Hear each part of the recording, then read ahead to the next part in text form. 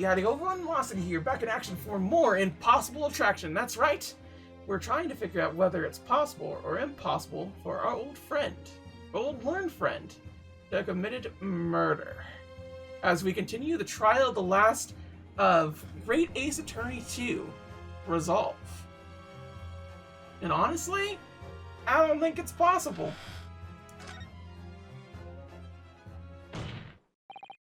Judge Jigoku, let me remind you of something you said only a few minutes ago. You claim that logical reasoning is the future of judicial process. It is, no question. Well, logical reasoning will prove something here. Namely, that it would have been impossible for Prosecutor Asagi to commit the crime. What?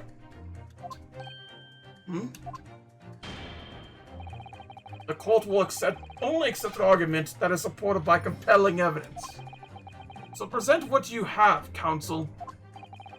What proof is there that allegedly demonstrates the impossibility of Prosecutor Asagi's involvement?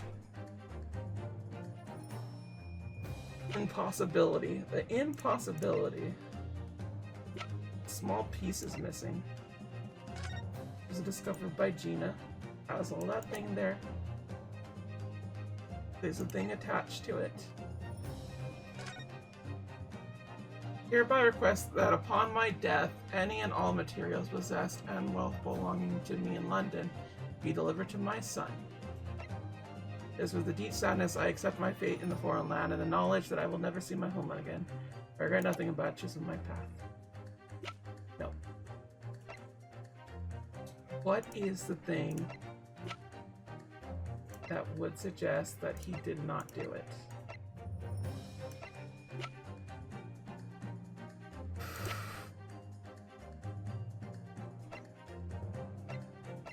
What would it be? Would it be the ticket? Is there with Tobias Grayson?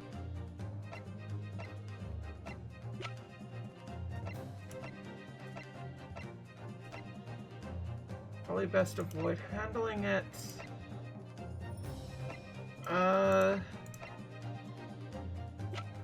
There was no stab wounds on it.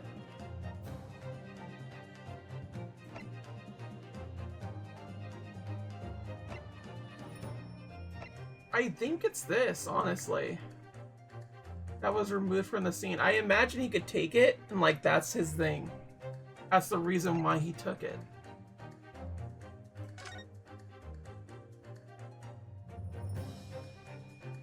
Passport number.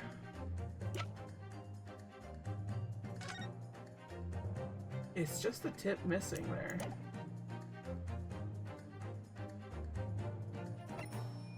And then it's that. I'm gonna have to say that's our only piece of evidence that really supports it. Take that! You're making the evidence weep here, Renosuke Naruto. Sorry? Every piece of evidence has a role to play in arriving at the truth. They're not playthings you toss around the courtroom for entertainment. Ah! My ass got wiped. Never mind the evidence, you're about to make me weep, Mr. Naruto. Oh no, I can't upset Sato-san. He'll end up being upset too. You know, a member of the crew was on sentry duty outside the first-class cabin nearly all the time. So as long as the guard was there, it would have been impossible to fire a shot without it being heard.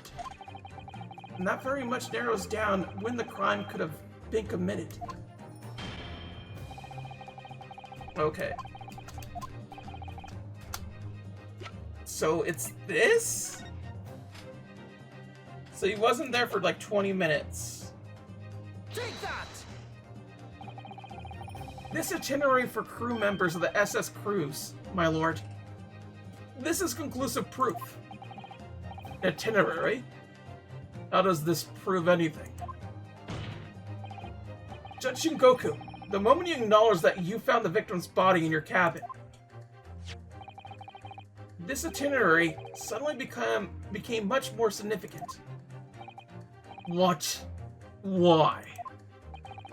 The night in question, as always, a crewman sentry was on guard outside your cabin door. As long as he was there, nobody could have fired a shot inside the cabin. Absolutely. Because it's inconceivable that the guard wouldn't have heard it and come to investigate it. So that tells us that the crime must have taken place when the guard was elsewhere. And that narrows down to the 20 minutes just after 10 o'clock, as indicated on the itinerary. Yes, I see no flaw in our reasoning so far. But the crucial point is this. When the evacuation drill took place, the steamship had already put to sea from the port to Dunkirk. Ugh! Now, clearly the murder could only have been committed by somebody who was aboard the vessel at the time.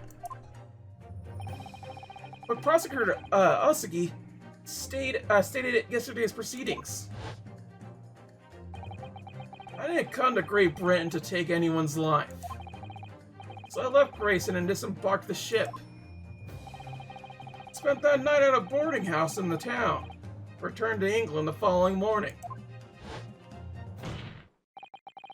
Which I'm sure the court will agree is conclusive proof that Kazuma Osugi couldn't possibly have carried out the killing. Ugh!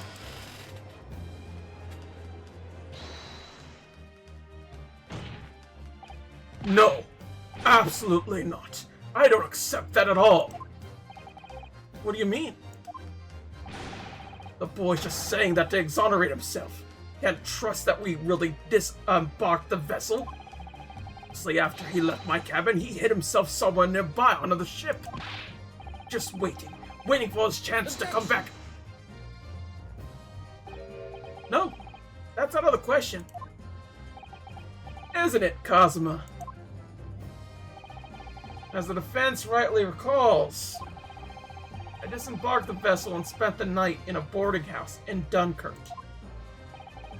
As I said yesterday, I signed my name in that accommodations register book. All extremely easy to verify and undeniable proof. Ugh! No, there's no escape this time. You can forget that you're a judge or a government minister. It's time you gave the court an honest answer. As a common man.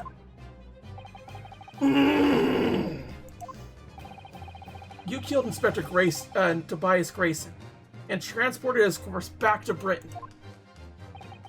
Then you dumped the body in the room on Fresno Street and made it look as if the murder had happened there.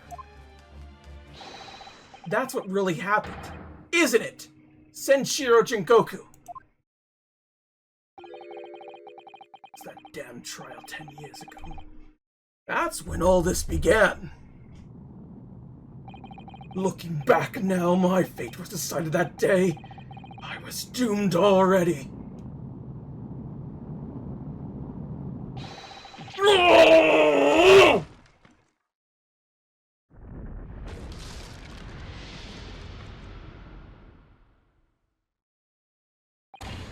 It's over!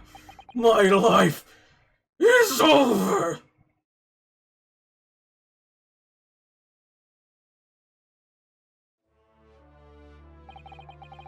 A British assassin to eliminate a professor in Japan.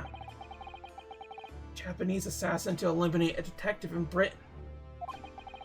Both assassins would use diplomatic immunity to evade conviction and return safely to their homelands. The assassin exchange requested arrived from Britain about 1 year ago. It was hardly a request. It was a demand. And for that, you decided to recruit Mr. Osugi?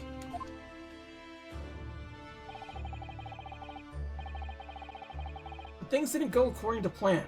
Your chosen assassin never made it to Britain. And you found yourself unable to dispatch a replacement. Because I was already on my way to Britain at the time, in Kazuma's place. And that left me with only one option for carrying out my obligation. To eliminate the mock myself. Personally.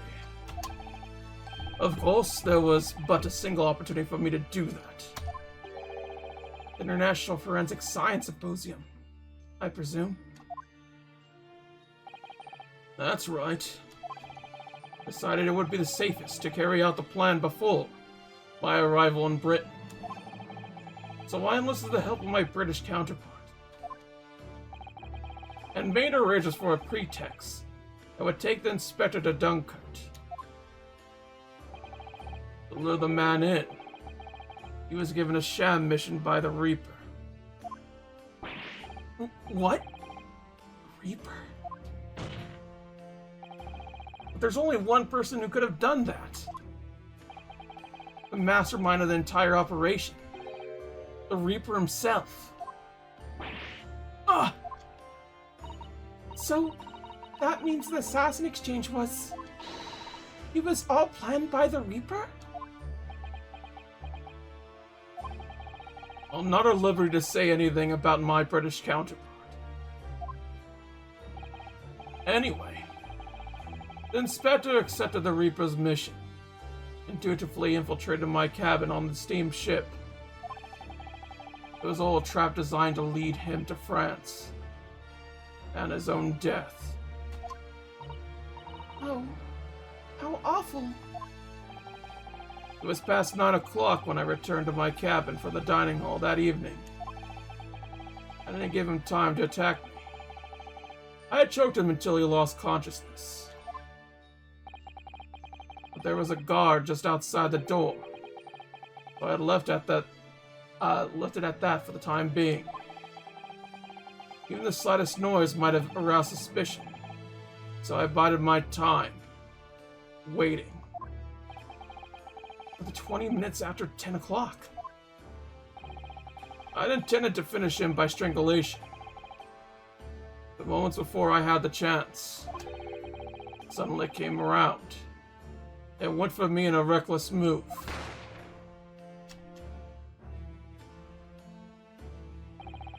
I received the British-issued gun 16 years earlier, being a member of the judiciary as a student. Never imagine I have to use it for something like that. So the revolver belongs to you, does it?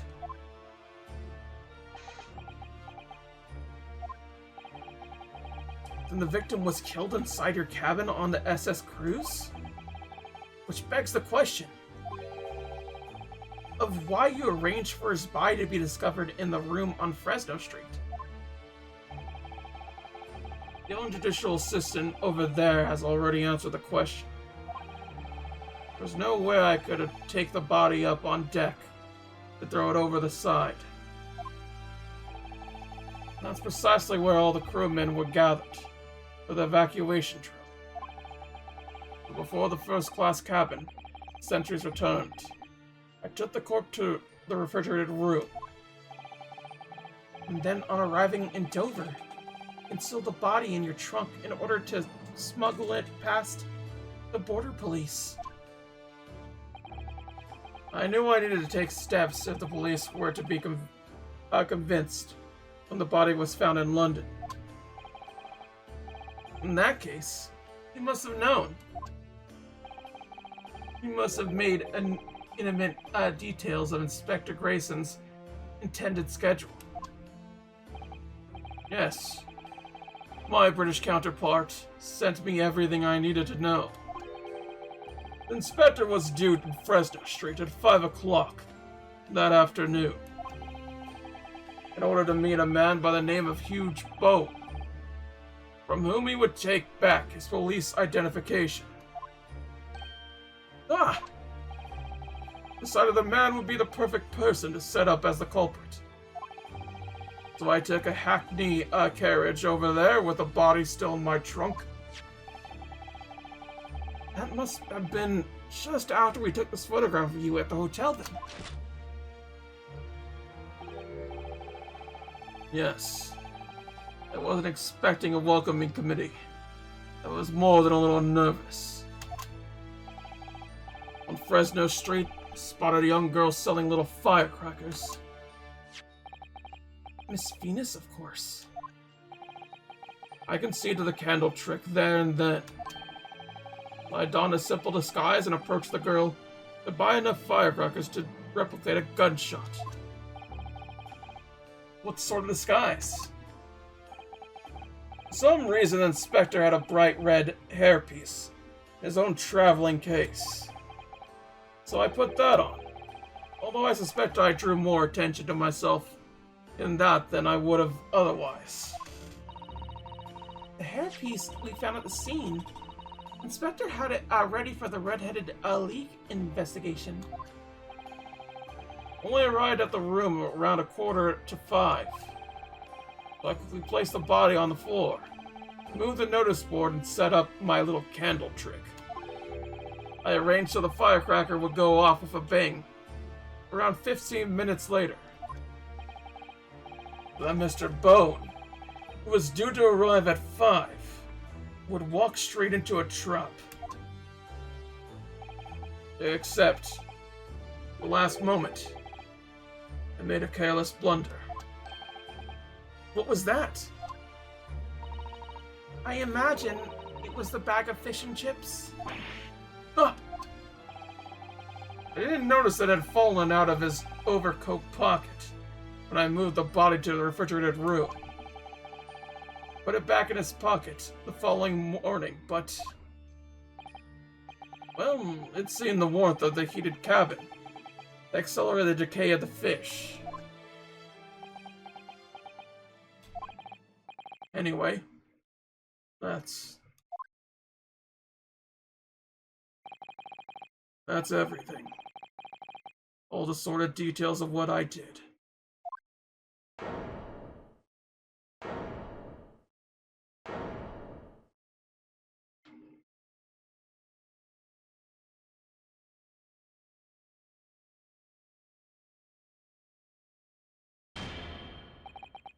I've heard enough.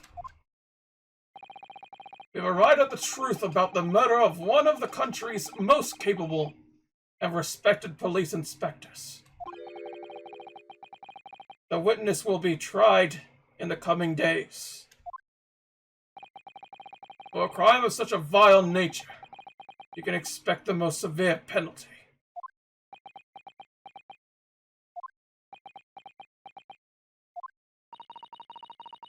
Exchange of assassins. A foolhardy idea. Mr. Jigoku, one last detail. Who was your counterpart in Britain? Who was the mastermind behind the assassin exchange?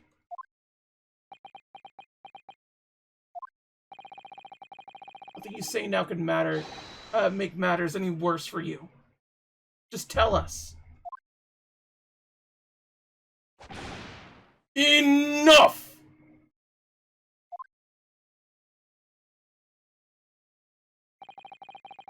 I already told you that I cannot say. Even though as things stand, you may very well never set foot in your homeland again.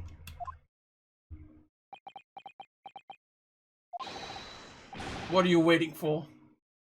Can we get this over with now? It's finished. All of it.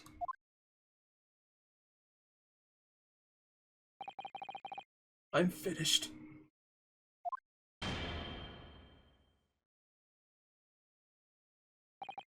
Then, in the name of Majesty the Queen, I now pronounce the findings of this court.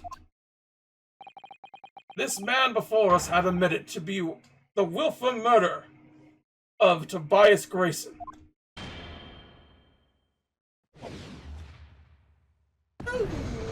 All the way.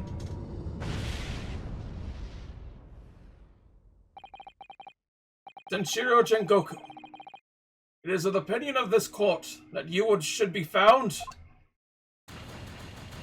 guilty. And may I remind all those present of the strict confidentiality demanded by this closed court.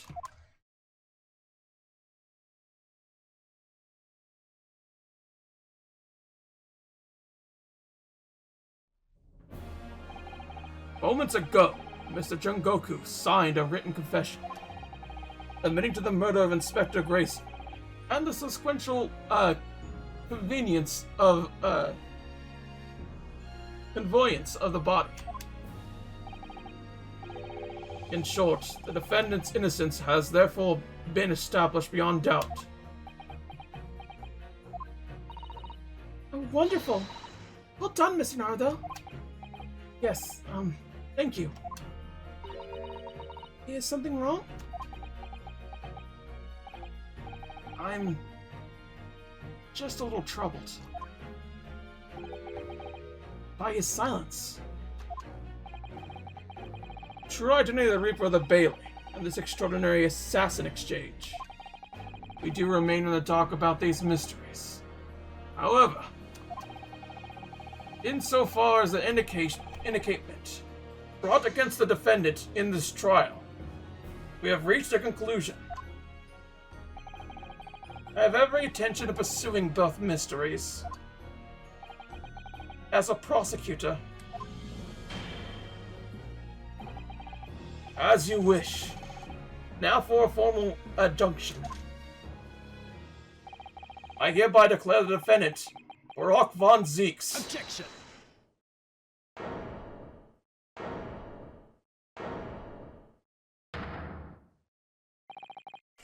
The prosecution calls for adjunction to be deferred. Counsel? The accused's innocence hasn't been fully established at all. And therefore, it would be wrong to deliver a verdict at this time.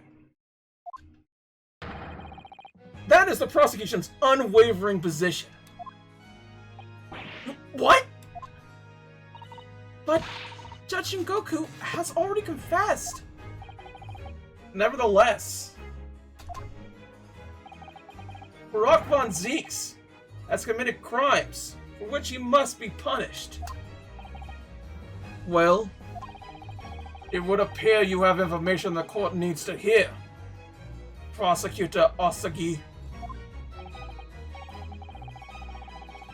Certainly, the murder of Inspector Grayson was actually carried out by Senshiro Jigoku.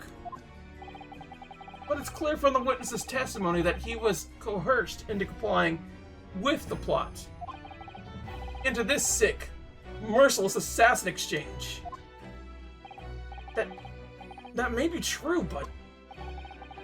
So what I want to know is, who coerced Jigoku? Who was pulling the strings? Ugh. The victim went to France, having been ordered on a mission for the Reaper, only to be murdered? In other words, the mastermind behind the assassin exchange is someone in position to give such an order. As we've already established, the Reaper himself. Well, certainly. That would appear to follow. The prosecution hereby formally accuses the man in the dock, Barak von Zeeks, of being the Reaper of the Bailey. And furthermore, I'm going to prove his guilt beyond all reasonable doubt.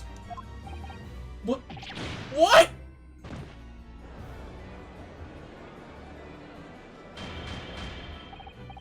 Order! Order! Order! The Reaper of the Bailey. It's a long-standing mystery, Council. Are you suggesting you have new information with which to build a case? Scotland Yard has already investigated Lord Van Zeeks very thoroughly in that regard, but they found no evidence whatsoever to sustain the claim that he is the Reaper. Perhaps, but circumstances have now changed. What do you mean? It's already been established that the assassin exchange was negotiated with Jigoku by the Reaper himself, which means we now have a new line of questioning by which to identify, definitely, the man's identity. That is the prosecution's intention here. I must say I'm surprised. by quite how tenaciously you appear to want to besmirch my name. You are guilty of an unforgivable crime, Lord Van Zeeks. And I will bring you to justice for it. Whatever it takes. That explains Kazuma's silence before. Stop at nothing to finish what Lord Van Zeeks unwittingly started 10 years ago. Very well. Whilst extremely irregular, I will on this occasion grant the prosecution further opportunity for witness testimony. The defendant will disclose any and all involvement he has had with the Reaper in the assassin exchange. I thank you, my lord, for guiding the court so wisely. I hereby declare this court to be in session for a supplementary hearing.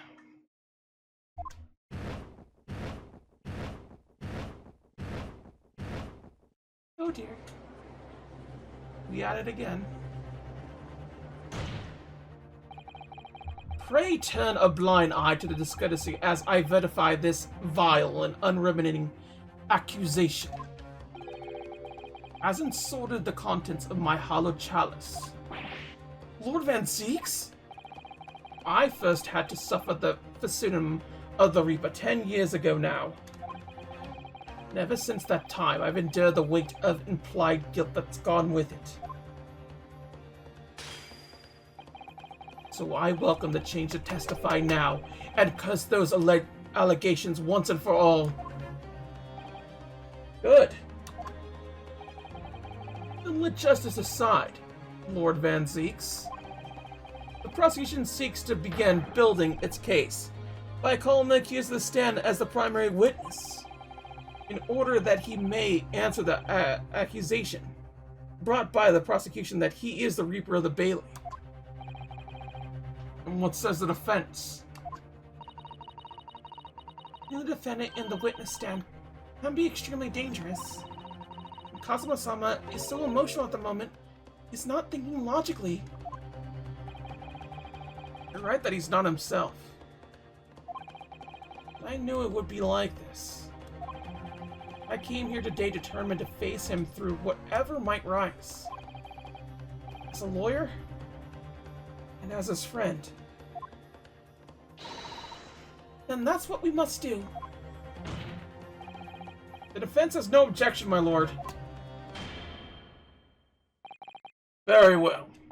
Defendant, you will take the witness stand and give formal testimony on the subject of your involvement with the Reaper and the assassin exchange. As you wish, my lord.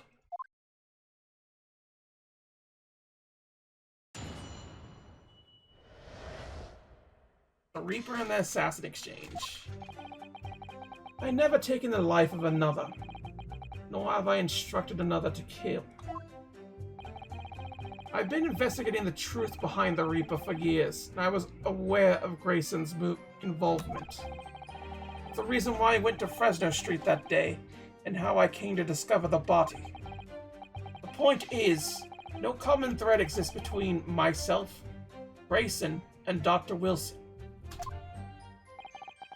Clearly, therefore, there's no reason to suspect me of being behind the assassin exchange.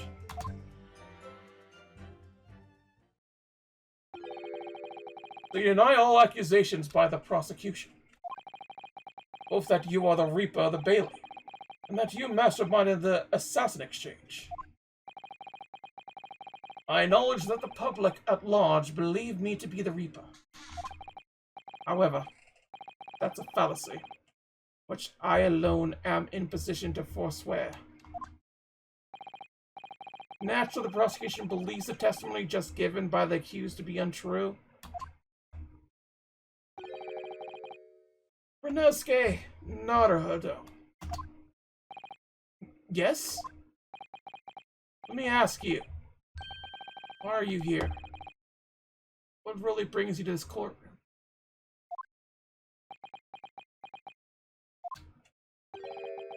desire to uncover the truth. Even if the truth proves your client to be guilty.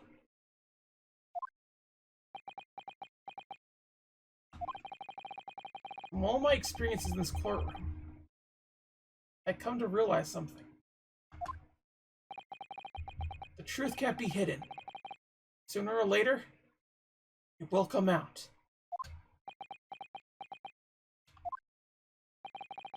So it's always my intention to work with my client in pursuit of the truth. I want you to remember what you just said. Enough dilatory chatter. Counsel for the defense. Proceed to cross-examine the witness. Yes, my lord. I know exactly what you're thinking, Kazuma. Now you're just waiting to point it out. A contradiction you convinced lies somewhere within this man's testimony.